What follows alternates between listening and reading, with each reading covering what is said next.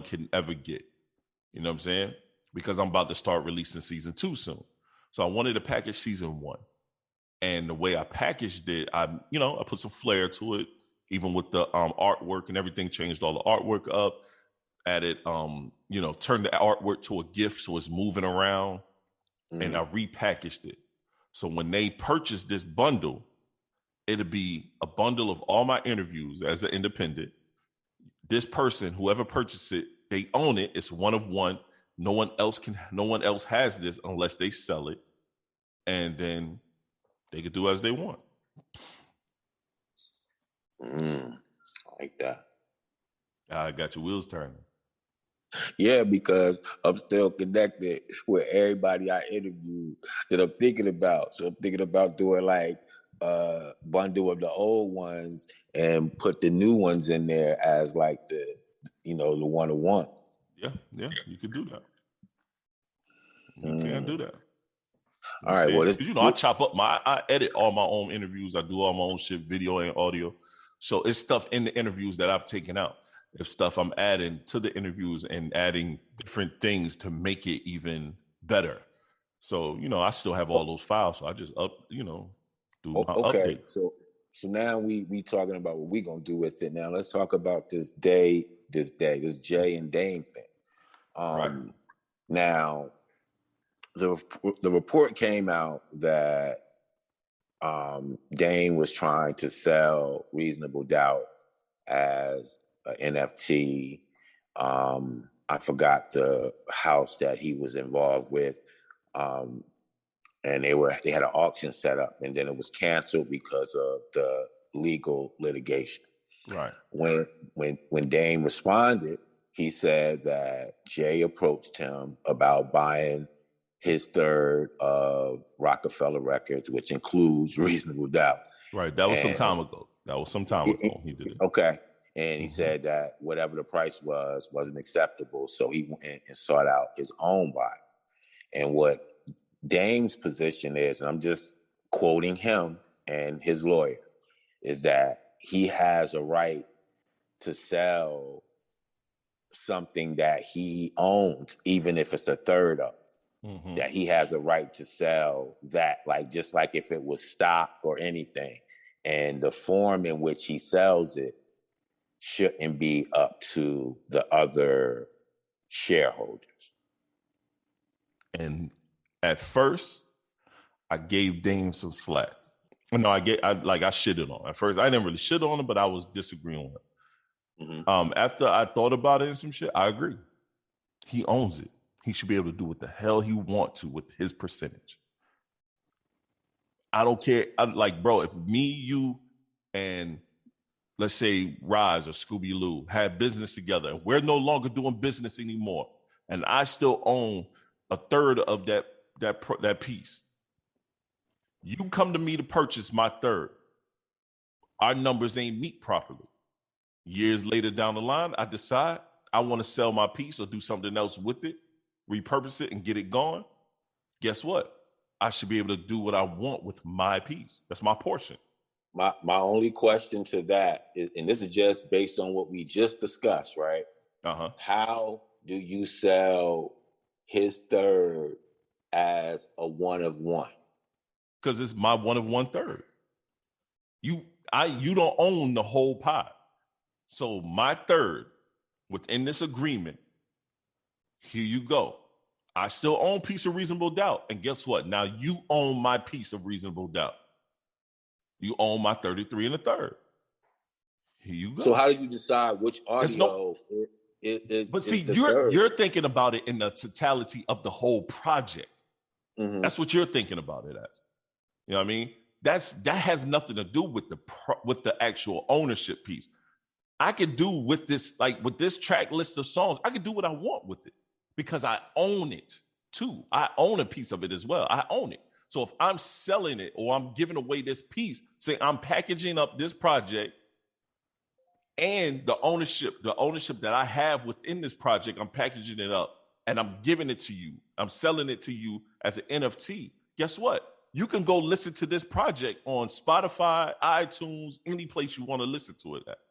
The part that they have an issue with is he's NFTing his ownership piece, because Jay and them are also trying to get in the NFT game, and it's like, nah, let me buy it all and let me NFT the whole thing 100% on my own versus you doing just your 33 and a third.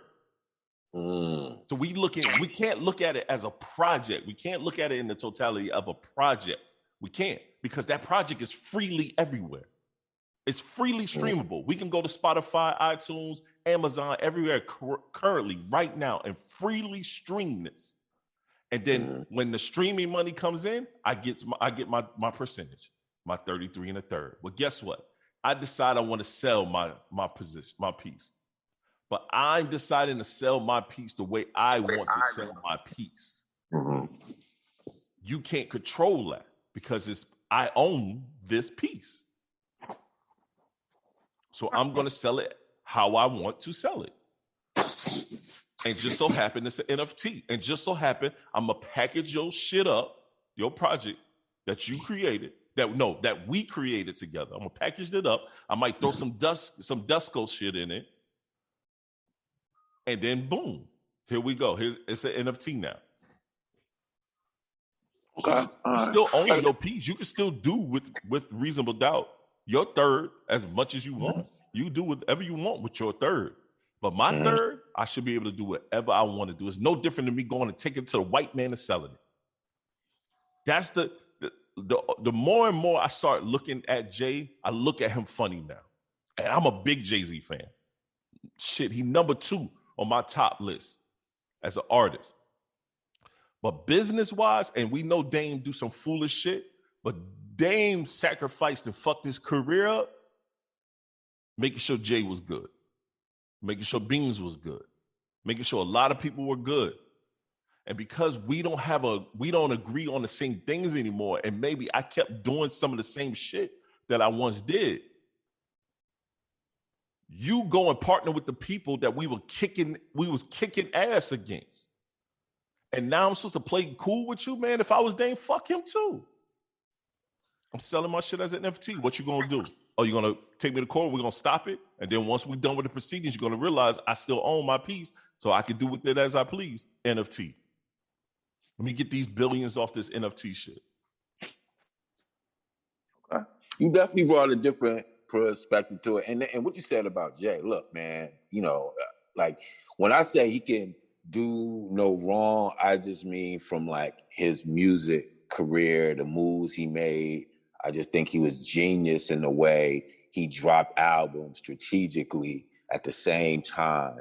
He did the soundtrack thing, I Held You Down 7 Summers, Right. and I just think that's the way that they moved. And it wasn't only him, Dame and Kareem played a part in that too. But it was always little things that he did that I always kind of like just side-eye him about. He do a lot of sucker shit that we let slide, all right, let's start. Like, all right, X comes out.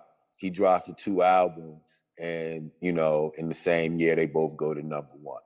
So then the very next year, Jay, he didn't drop them in the same year, but he dropped them in the same calendar year. And then he made sure that people knew that, he had 2 number 1s, in the same year. And I was just like, look, man, the nigga already done did it, Jay. Like, it ain't a big thing no more. It ain't special.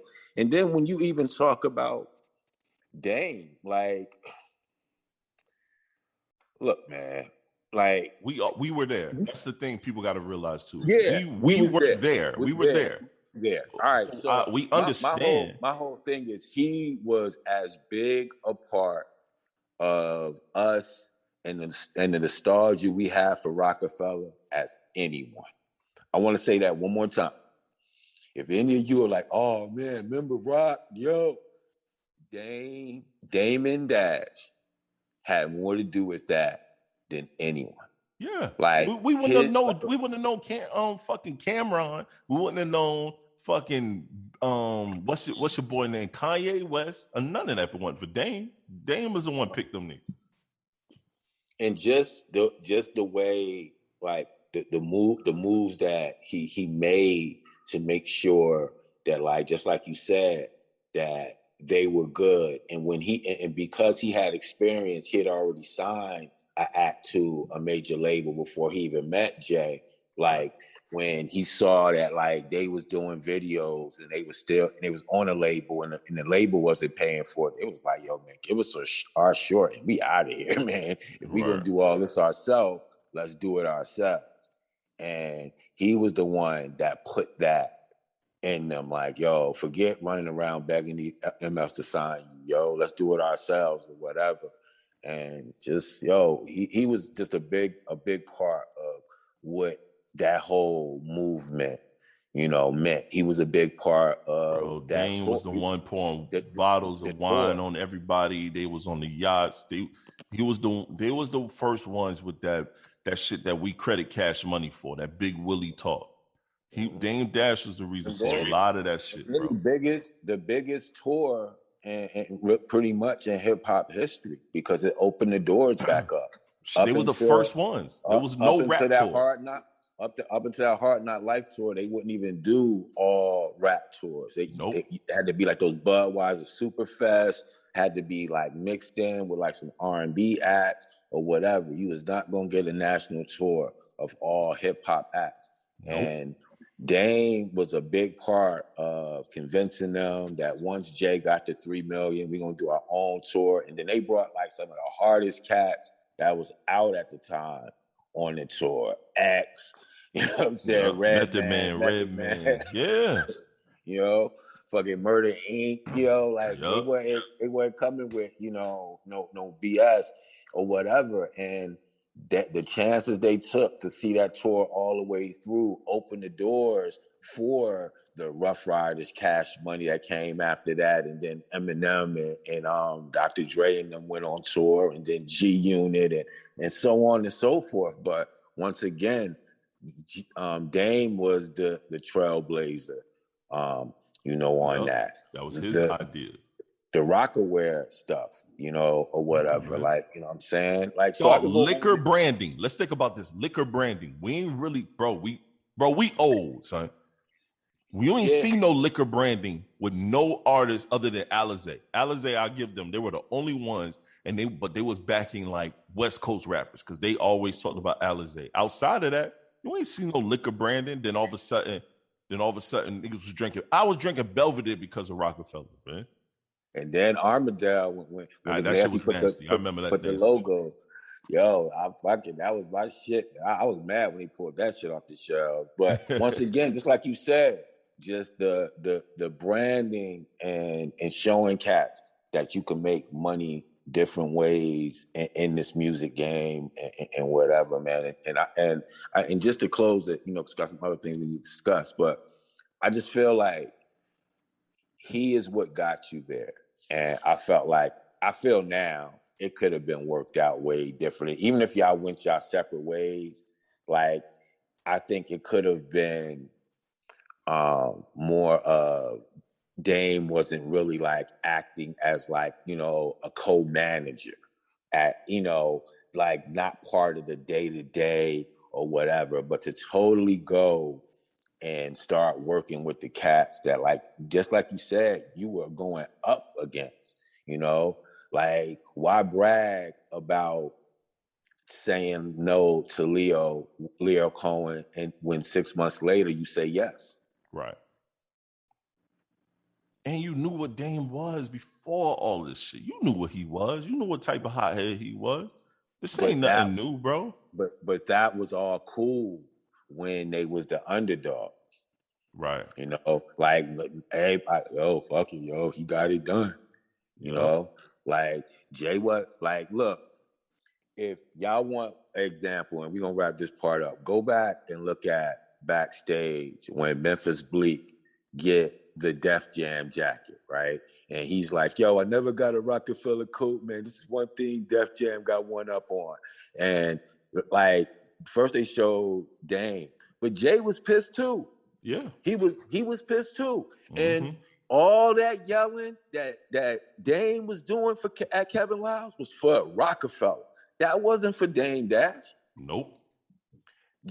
Jay was playing.